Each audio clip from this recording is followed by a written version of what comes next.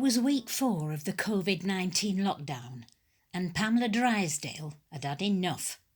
The cosy, clandestine weekend with Keith had meant to be just that, a weekend. Yet here she was, still, in this so-called romantic hideaway cottage come mobile home up a woody track in the middle of flat agricultural land. From the window, all she could see were miles and miles of brassicas, ranked in straight lines under a leaden sky. She gave a deep sigh as she appraised herself in the bathroom mirror. That chic, asymmetric haircut she'd been so thrilled with now just looked odd, as though it had been done by a 7-year-old with blunt scissors. And her roots! Oh, God! She hadn't realised she had so much grey. There it was, a straight line of truth either side of her parting. Slipping off Keith's shirt, she retrieved her underwear from where it had been drying on the radiator. Those silly bits of lace, once a delicate white, now had a decidedly grey tinge and looked anything but alluring. Oh, for a comfortable bra and some proper-sized knickers. Keith's whistling could be heard from the kitchen along with the clatter of cups and plates. He was a man who couldn't do anything quietly. Every task was accompanied by a bum-ba-bum-ba-bum-bum or a running commentary on what he was doing. There we are, let's get the washing up done. Or this whistling with no discernible tune. She'd found it quite jolly at first. Now it was driving her nuts. It had been so exciting in the beginning. A mild flirtation across the open plan office. Keith was probably in his late 40s like her, and he looked kind of swarthy. He was so likeable and funny, and more than that, he made her feel attractive. He would compliment her on her clothes and her hair, and he'd leave a Ferrero Rocher on her keyboard. Pamela bought herself a new skirt and silky blouses and started putting on a bit of extra makeup, actually, just to look forward to going to work now. It was a long time since Derek had noticed what she wore or admired her hair. Dull, dependable, Derek. A man who never wavered from routine, who slept in striped pyjamas, wore a vest under his shirt, summer and winter, and wore an old tweed jacket with leather patches on the elbows. In short, a man who'd been middle-aged all his life. But suddenly, there was a new spring in Pamela's step and a lightness in her heart. She and Keith had taken to having lunch together, first in the staff canteen and then the local pub over the road. Eating their crisps and sandwiches, she became aware of his proximity, the pungent, spicy scent of him. Was he pressing his thigh against hers on purpose? Well, it made Pamela feel all hot. So when he suggested they go for a drink after work, she thought to herself, why not? Derek could manage with a ready meal and she could have a bit of toast when she got in. She'd be back in time for Neighbours from Hell.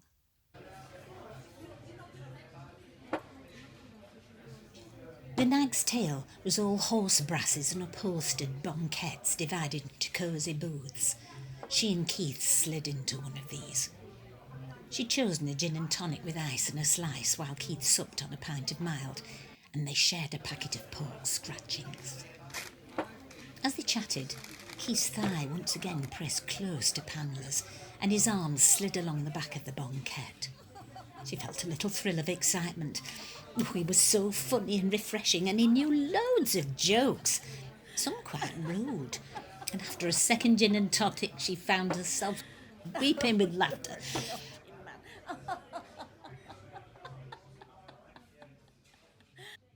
Outside in the car park, it had started to rain, and it was later than Pam had expected. At this rate, she might just catch the second half of How Clean Is Your House? Keith stopped the car at the end of Pamela's road, leaned towards her and planted a kiss on her mouth. Not a long, lingering one, but it wasn't just a peck either. We must do this again, he said. And they did do it again. They became Thursday night regulars at the Nag's Tail. She told Derek it was a weekly do with colleagues, which it was, but just one colleague, Keith. On Thursdays, Pamela wore clothes that were contrived to be more accommodating to his explorations of her body. No need for tights in this warm weather, and you could move so much more easily in an A-line skirt. How Clean Is Your House was replaced by a bit of slap and tickle in Keith's car. In the office, it was difficult to act with proper decorum when they met by the coffee machine. The lunches at the local pub were fraught with yearning. But it was amazing, however, what Keith managed to do to her under the pub table while she gazed fixedly at the dartboard on the opposite wall.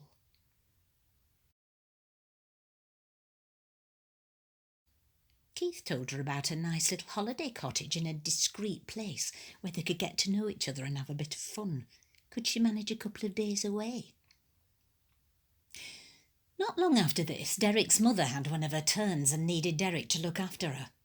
Pamela couldn't believe her luck. She took the day off work and spent a feverish morning shopping in Debenham's lingerie department. At 12, she managed to get an appointment at the hairdresser's for a cut and colour, and after a somewhat painful session at the beauty salon round the corner, she was waxed and ready to go. At the end of the road, she waited self-consciously with her overnight bag. The neighbours might have wondered where she was going with the strange man if she'd been picked up outside the house. True to his word, Keith arrived looking dapper in slacks and a smart Pringle sweater with that same spicy aroma about him. It was a bright, sunny day, and Pamela felt almost breathless with excitement and the promise of delights to come. After driving for an hour or so, they stopped at a pub for a spot of dinner. Pamela wasn't hungry, but Keith said it would save them cooking when they got to the cottage. So she managed a small chicken in the basket.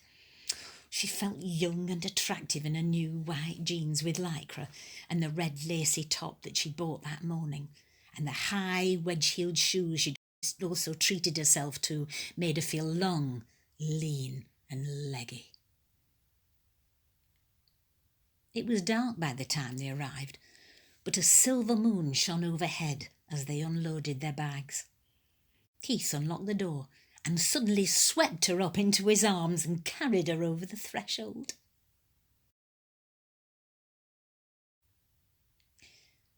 So that's what they mean by a night of passion, Pamela thought to herself as she lay gazing at the ceiling amid the tangled sheets. Keith was an energetic lover, took her to heights of pleasure she'd never before experienced. He looked very different without his clothes on. He had a bit of a tummy and a hairy back, which came as a bit of a surprise, but all in all, he was a good-looking man, and he thought she was beautiful. She could hear the strains of "This Guy Is in Love With You" coming from the kitchen, and the sound of a kettle coming to the boil. Keith had told her he was a bit of a crooner, and she wondered whether his choice of song was especially for her. He arrived back in the bedroom wearing an apron with a rose clenched between his teeth and carrying a tray of mugs of tea and slices of toast and jam. After he'd eaten, he gently took the tray, carefully placing it on the floor. All that cooking had tired him out, he winked, and he rejoined her in bed. And that took care of the rest of the morning. In the evening, Keith made a very spicy chili con carne. He opened a bottle of red wine. He told her that red wine went straight to his loins, and she secretly wondered where loins were located on the human body. I mean, she'd always associated them with beef and pork. And then she thought about loincloths and mystery solved. After watching a bit of Alan Carr on TV, they were both ready for an early night. The red wine had given Pamela a bit of a headache, and she was concerned about the effects of that spicy chili. She looked forward to snuggling down under the duvet together. But Keith had other ideas. Just as she was about to get into bed, he presented her with a gift-wrap package.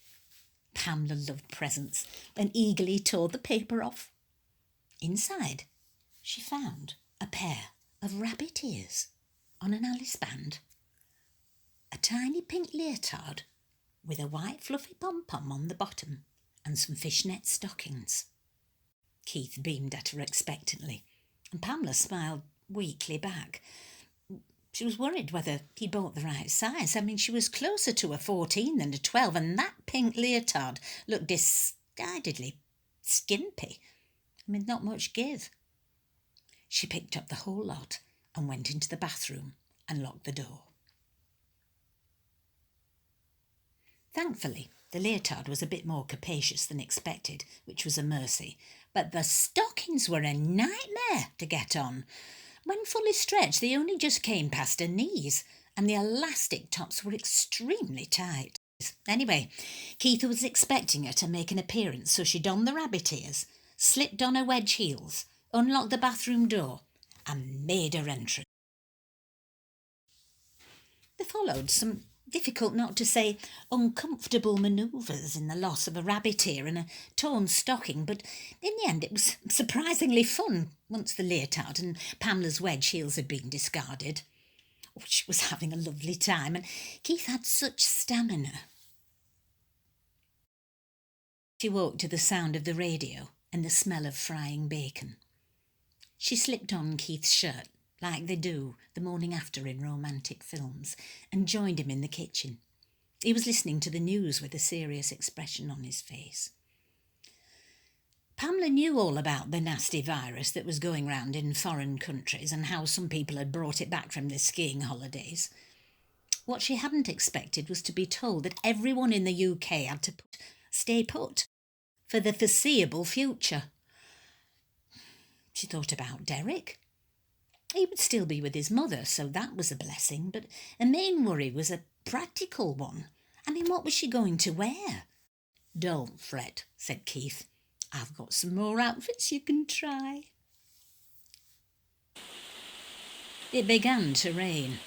It hammered loudly on the thin roof and lashed at the windows. Pamela felt distinctly chilly in the little French maid's dress and apron. At least the accompanying stockings were more substantial, but not by much.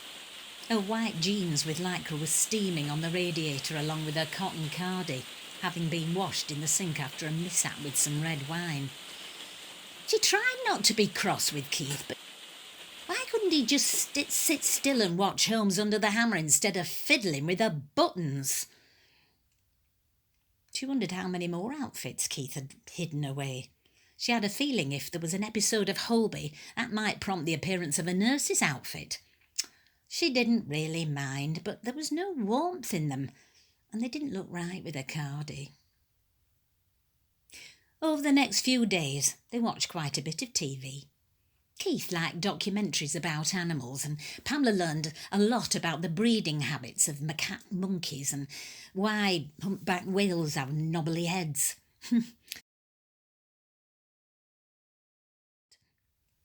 She had a text message from Derek saying he hoped she was still having fun with her colleagues despite the lockdown, and that he and his mother were playing a lot of Scrabble. Pamela had never liked Scrabble, but for some reason it sounded quite appealing, as she and Keith passed another wet evening watching a programme about the travails of the African dung beetle.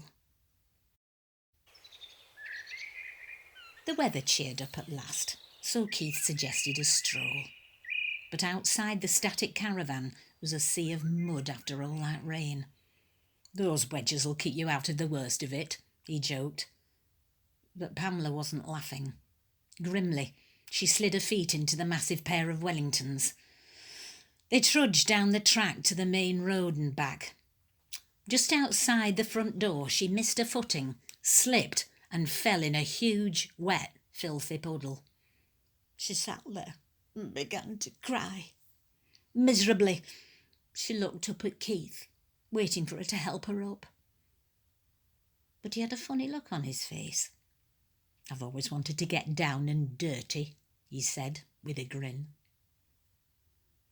The atmosphere was decidedly tense after that. Pamela managed to heave herself up and clamber through the front door, kicking off her wellies. She went.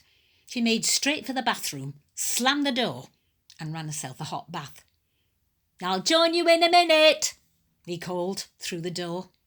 No chance, she seethed as she peeled off her muddy clothes. Everything was caked, even her hair. They'd long since run out of shampoo, so Pamela had to make do with a bit of imperial leather from the wash basin. Wrapping a towel around herself as securely as she could, Pamela emerged from the bathroom to find Keith waiting for her with a mug of tea and a custard cream. He sat her down at the kitchen table and watched as she sipped a drink. "I thought a bit of mud wrestling was a step too far," he admitted. There on the bed lay the French maid's dress with its frilly apron, the long black stockings and feather duster. "I'll soon warm you up," he grinned. A cold wind had started blowing. It was the kind that buffeted the caravan with each gust. Pamela took to staying in bed until lunchtime, just to keep warm. As she lay there under the duvet, she thought about her bedroom at home. The new wallpaper in soft, shimmering peach with tiny flowers that Derek had put up. The pretty curtains she'd made that matched them perfectly. The pale wooden chest of drawers full of her underwear. Comfortable cotton pants and bras you could forget you had on, keeping everything in place when you ran up the stairs. Her thoughts turned to Derek. Dear, dependable Derek, who quietly got on with things and would do anything for her. "If you're happy, I'm happy," he would say. Well, she wasn't happy now. She was downright miserable. She wanted to go home. She wanted to sleep undisturbed in clean sheets next to Derek, who would wake her only to ask her if she wanted a cup of tea in the morning. Calm, dependable Derek. She found Keith on the sofa, watching Escape to the Country on the telly. "I think it's time you took me home," she said. He looked up at her sadly. "I was wondering when you were going to say that," he said. There was very little for Pamela to pack in her overnight bag. She was taking home even less than she would come with. The no longer white jeans had come apart in various places due to overwashing and getting caught on a sharp protrusion on the back of the radiator. There was nothing for it but for to wear the French maid's dress and stockings for the journey home. Just as well it was dark and that Derek was at his mother's. Just after 11, they pulled up outside Pamela's house. The road was deserted and quiet. Keith patted her knee and kissed her on the cheek. "Do you fancy a quickie before you go in?" he suggested, and she wasn't entirely sure he was joking. "Best not," she replied, gathering up her overnight bag and carefully getting out of the car. She knew she must look a strange sight standing on the doorstep, keys in hand, wearing the French maid's dress that barely covered her bottom, laddered stockings and her tatty high-heeled wedges. But she'd soon be in her own home. Oh, a lovely home with the smell of forest pine, essential oil. Oh, how she'd missed it. "Is that you, Pam?" came a familiar voice as she let herself in. "Mother and I were just having a cup of tea." "You're just in time,"